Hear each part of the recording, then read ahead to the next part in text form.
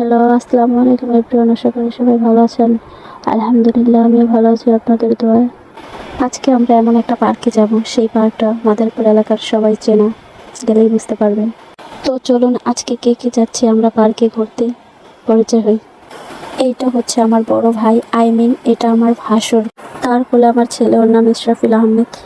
এই হচ্ছে আমার বড় যা ও তার ছেলে, ওর নাম হচ্ছে রবিন আহমেদ। ও আমাকে মেজো আম্মু বলে ডাকে, আমার শুনতে খুবই ভালো লাগে।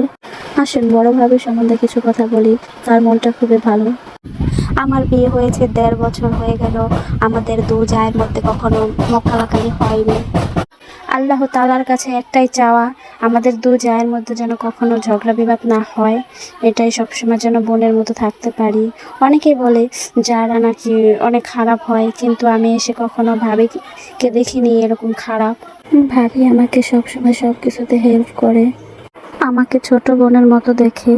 যাই হোক, কথা বলতে বলতে আমরা সেই পার্কের সামনে এসে পড়েছি। পার্কটার নাম হচ্ছে লেক পার্ক। এই পার্কে আমি আরও এসেছি কারণ আমার নানি বাড়ি এইখানে। এই পার্কে সবসময় রাত্রেবেলা খুবই ভালো লাগে। পার্কে প্রথমে ঢুকেই দেখি রাস্তার সাইডে অনেক কিছু নিয়ে বসে আছে, আমার খুবই পছন্দ হয়েছিল, কিন্তু কি করব, সামনে আরো অনেক সুন্দর সুন্দর জায়গা আছে, তাই এখানে কিছু কিনতে পারিনি। এখানে আবার লামিনের ছোট ছোট বাটি, চামিচ এগুলো দেখা গেল। সামনে ফুচকার দোকান, ঝালমুড়ি, আরো অনেক কিছু নিয়ে বসে আছে। এই পার্কে আবার একটা পুকুর আছে, এই পুকুরে ছোট ছোট নৌকা নিয়ে ঘোরা যায়। নৌকায় উঠে ঘুরতে আমার খুবই ভালো লাগে, সাথে বাচ্চা ছিল তো তাই উঠতে পারিনি। আগামীতে আসলে আবার উঠবো। যাই হোক, এই দোকানগুলি থেকে আমার বাচ্চার জন্য কিছু খেলনা কিনলাম। খেলনাগুলো অনেক সুন্দর ছিল, রাত হয়ে গেছিল তাই আপনাদের দেখাতে পারিনি। দেন হাঁটতে হাঁটতে এখন আমরা আরেকটা ছোট পার্কে যাব। ওই পার্কে যেতে হলে টিকিট দিয়ে যাওয়া লাগে, সামনের গেট দিয়ে এই ছোট পার্কে ঢোকা লাগে। তো বড় ভাইয়া এখন টিকিট কাটার জন্য কাউন্টারে চলে গেল, আর আমরা এখানে দাঁড়িয়ে রইলাম। ভিতরে যাওয়ার জন্য মনটা অস্থির হয়ে আছে, কখন যাব, বড় ভাইয়া আসবে কখন। তো এখন আমরা ভিতরে চলে আসলাম। তো ভিতরে ঢুকে আমরা চারদিকটা ভালো করে দেখলাম, খুবই সুন্দর একটা জায়গা, খুবই ভালো লাগতেছে, মনে একটা আনন্দ আনন্দ ফিল আসতেছে। অনেকদিন পর বাইরে আসলাম। বড় ভাইয়া আমার কোল থেকে ইসরাফিলকে নিয়ে গেল। চারিদিকটা ঘুরে দেখার পরে রাবিন বলল আমরা ওইদিকে যাব, ওইখানে চেয়ার আছে, চেয়ারে উঠবো। তো আমরা ওইখানে চলে গেলাম। এখন ভাইয়া আর রবিন এই চেয়ারে উঠবে, উঠে বসবে। এখন ভাইয়া আর রবিন বেশ আনন্দে আছে, তারা ঘুরতেছে।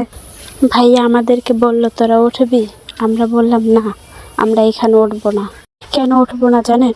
এখন তো মজাই লাগবে উঠতে, কিন্তু পরে নামার পরে মাথা ঘোরায়।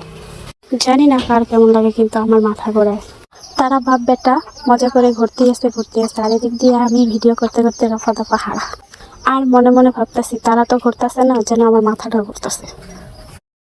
যাই হোক, অবশেষে তারা থামলো, নেমে পড়লো।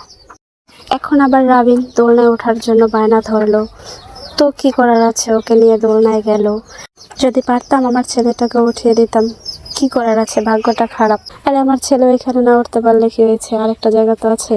তো ওর চাচ্চু আর হার মানলো না, নিয়ে গেল ঘোড়ায় উঠাতে। এখন ঘোড়ায় উঠে ইসরাফিল বেশ আনন্দে আছে, একটু ভয় পেতেছে না। কি সুন্দর চাচ্চুর সাথে ও হাতটা ধরে রাখছে পাইবে। ইসরাফিলের চোখ দুটো বড় বড় করে বলতেছে যে এটা আমি কোথায় উঠলাম।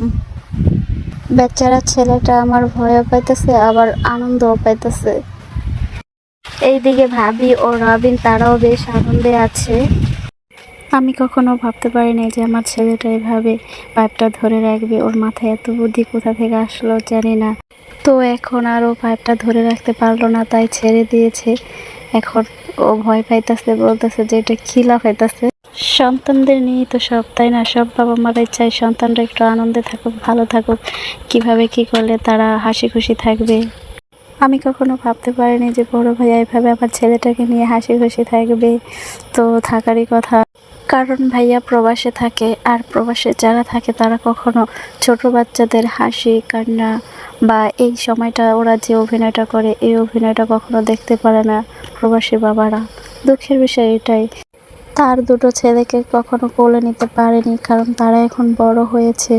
ইসরাফিলের বাবাও বাহিরে থাকে, যদি এই সময়টা সে থাকতো তাহলে দেখতে পারতো তার ছেলের পাগলামিগুলো। তো বড় ভাইয়া আর ভাবি আমার ছেলেটাকে খুবই আদর করে। আর আদর করার ফল কি হতে পারে তা তো দেখতেই আছেন নিজের চোখে। যাই হোক, বাচ্চারা অনেক আনন্দ করতেছে, ওদের আনন্দই আমাদের আনন্দ। তো ওর চাচু তো ওকে নিয়ে খুবই ব্যস্ত। তো এই সময়টাতে আমি ওকে ডাকতেছি আমার দিকে তাকানোর জন্য, কিন্তু ওর চাচু ওকে বলতেছে যে তোমার আম্মু ডাকতেছে। যাই হোক, বিকেল শেষ হয়ে সন্ধ্যা নেমে এলো। এখন রবিন ট্রেন উঠবে। এই ট্রেনে উঠলে আমাদের এখানকার ঘোরা শেষ। তো শেষ বিদায়। তো আমাদের ভিডিওটা যদি ভালো লাগে তাহলে পাশে থাকবেন